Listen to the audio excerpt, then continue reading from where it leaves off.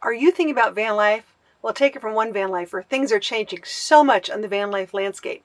So today we're going to talk about what's next, what's happening, things you need to be aware of before you ever get into van life as far as van lifing on the East Coast versus van lifing on the West Coast. So let's go. In the past 5 years that I've been doing van life, a lot of things have changed. The explosion in popularity, for one, is huge. Just the amount of already vehicles you can buy, whether it be Winnebago, Tiffin, Grand Design has new vans out, lots of like manufactured vans as well as all our DIYers that are out there. The idea of building your own van is really, really cool. And I have to admit, I love the idea myself. There's lots of van life events, lots of places you can find community now. So let's talk about van life from a different perspective, which is, can you do it? Am I allowed to do it in the United States? Where can I not do it? That's really important too.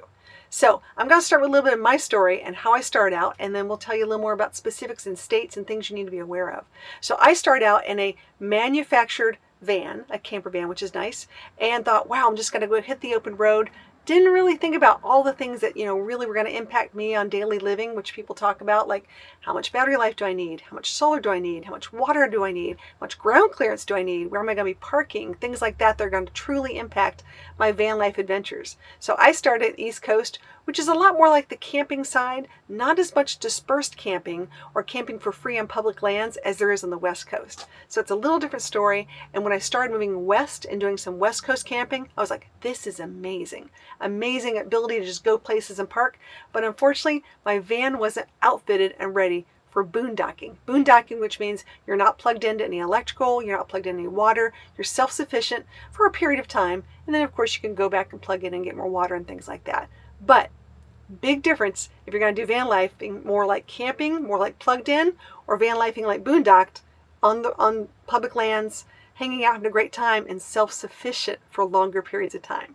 So let's dive into East Coast camping a little more in detail. So there are a few states that are making it a little tougher to actually boondock from a camper van perspective. So you need to be very, very, very aware of places if you're going to go on the East Coast where someone says, oh, you can come park in front of my house, or you can come park at my restaurant or my facility. There are a couple really cool programs, apps out there, memberships that you can join. One's called RV Overnights, one's called Harvest Hosts, one's called Boondockers Welcome. There's lots of really cool things like that. However, I've found that even though they might have a business that say, oh, we'd love for you to come to our restaurant, and typically these programs, you pay a yearly fee, and then every time you go to one of these sites, you essentially give them like $30 in patronage. You buy a cheeseburger, buy pizza, hamburger, beer, whatever it might be. But sometimes they're unaware that they may actually be against the rules. So you need to be very careful when you go places that you actually check. And I can say this from experience because I once was on a trip and I stayed in someone's parking lot, but the owner of the restaurant didn't own the property. And the property manager was not exactly happy about having someone boondock in their parking lot on the East Coast. So once again, check the rules.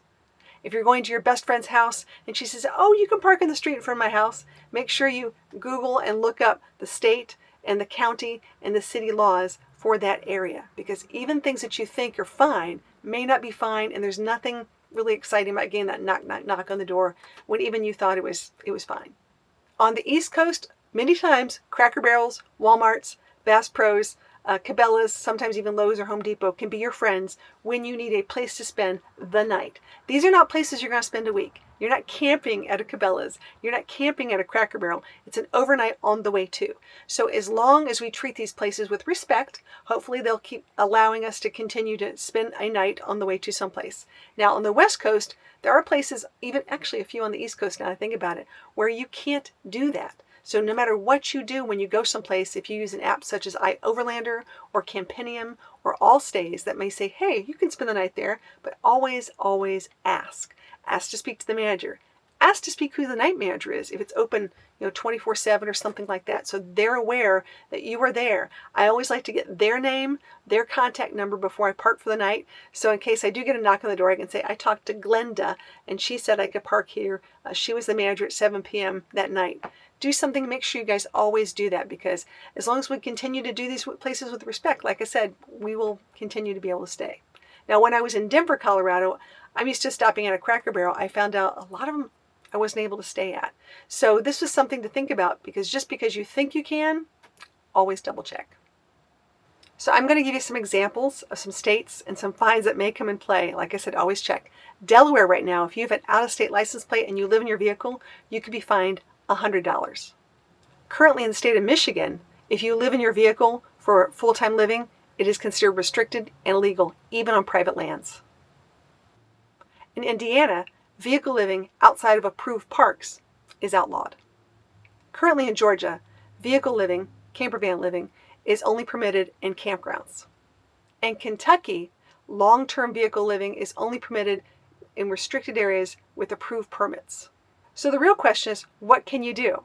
So if you're going to be a full-time van lifer and you do not have a residence, the bottom line is you need to establish a domicile address somewhere. There are a few ways you can do that. There are a few states that will allow you to do that. And you can join clubs such as Escapees, and they can give you some ideas. I believe Florida, Texas, South Dakota are states that will allow you to establish domicile. That will give you a residence address when someone says, oh, where do you live? You can say, I reside at XYZ. And of course, that also helps with voter registration. So if you're in an area that you think might have local crackdown on van lifers, make sure you're moving frequently. Don't stay for long periods of time. Do what we call the van life shuffle. Go to a couple places, maybe spend a night, maybe 2 tops, and keep moving. Don't stay for a long time. Don't break out a bunch of things outside to give people the appearance that you're actually living outside your van and you're making camp. In states that may have harsher rules, it might be your best bet to look for private land. Private land owned by a private company, private person, so that you're able to stay there for longer periods of time. It's just not worth a ticket and definitely not worth jail time. Now, as I said, East Coast is a little tricky. Tons of campgrounds. If you love to do campgrounds, it's great. But if you want to boondock, you might need to go a little further west. So let's talk about what I use for boondocking on the West Coast. Now, I already mentioned a few apps, and I'll leave these links in the description of this video below so you can take a look and see if you like them and use them at your leisure. Now, I love OnX. OnX Backroads, it has a layer for dispersed camping. So OnX is a great platform. There's lots of different kinds. They're out there for hunting and overlanding and things like that. But if I OnX and I click on my link, it shows me yellow lines wherever the state I'm going, wherever the area I'm going. And those yellow lines will show me all the dispersed camping areas. It'll say you can camp up to 300 feet off this road, up to 20 feet off the road. Sometimes there's already established campsite areas there. These are things that are free. Typically, you could stay about 14 days at a time, depending on where you are, and that's just a lot of amazing land. And once again, this is another reason why we need to take care of our private lands, our private parks, and our national lands that we all can use. So although the West Coast has some really great BLM, Bureau of Land Management areas that you can boondock, they also have some higher fees, so be aware of this. Things such as fuel prices, definitely higher.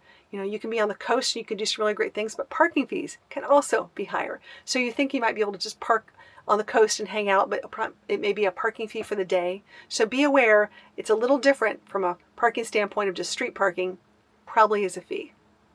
So some of the pros of the East Coast is there's lots of areas, dense areas with lots of people. So it's easy to find things such as laundromats, water, Planet Fitness, trying to find showers, things like that. It's so much easier.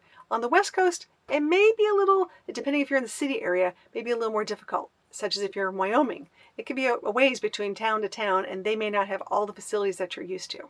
You might want to also consider parking off-shoulder seasons. So when you're going places that might be really, really popular, and you're trying to juggle for a parking space and make sure that other people are allowing you to park, I want to consider those shoulder season areas. And you can chase your 70 degrees around, but maybe just be a little bit on the cusp of that. It'll help you find places to park a lot easier.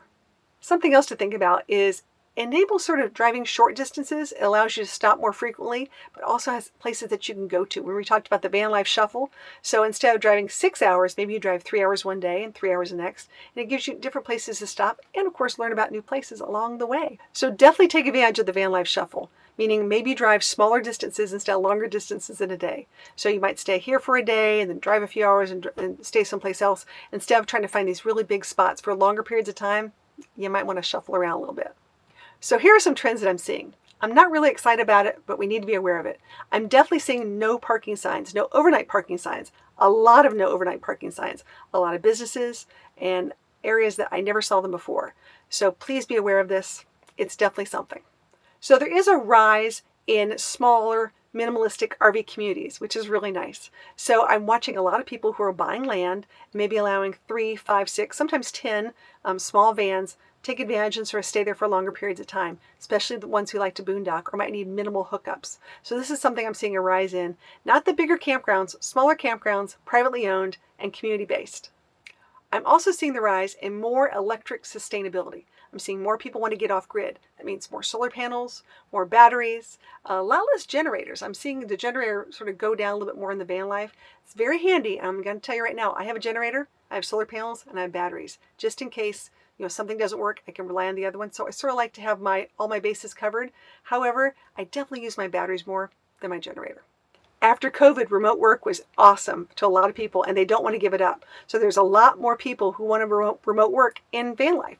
So I'm watching the increase in that to this day. I thought the numbers would sort of decrease, but actually it's sort of increasing, and definitely in the population over 50.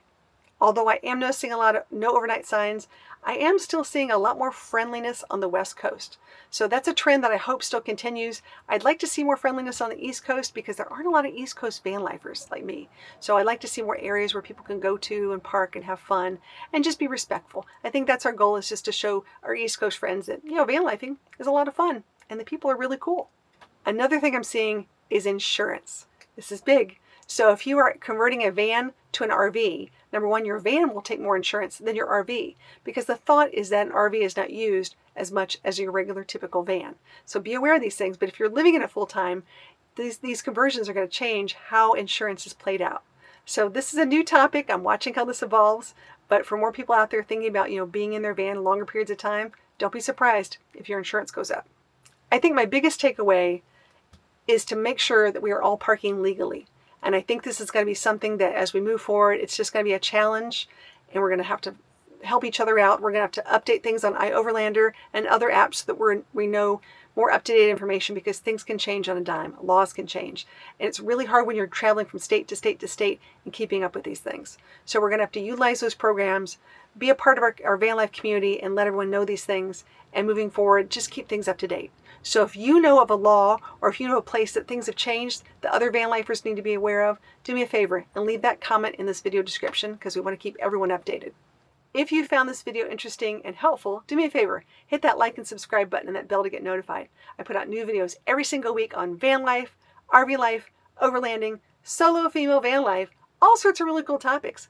I think you're going to want to be a part of our adventure crew. So until next week, safe travels and happy trails. Safety in van life is a really big topic, and as a solo female over 50, there's lots of things that people ask me. How do you stay safe on the road? What do you do? There's lots of things that I implement. Bottom line is, my biggest tool is right here. And right here, my gut. So if my gut doesn't feel good and I want to move, I'm going to move. I'm using my brain. I'm surveying the situation. I'm thinking about everything around me. First thing, of course, is it legal? Second thing, do I feel safe just parking there? Third thing, if it's I feel safe, but I'm not sure how it's going to change, do I have things that will allow me to move rather quickly? Am I parking correctly so I can move without someone blocking me in or other things like that? So as we move forward in van life, one of the things that it's not changing is safety in van life and using your brain.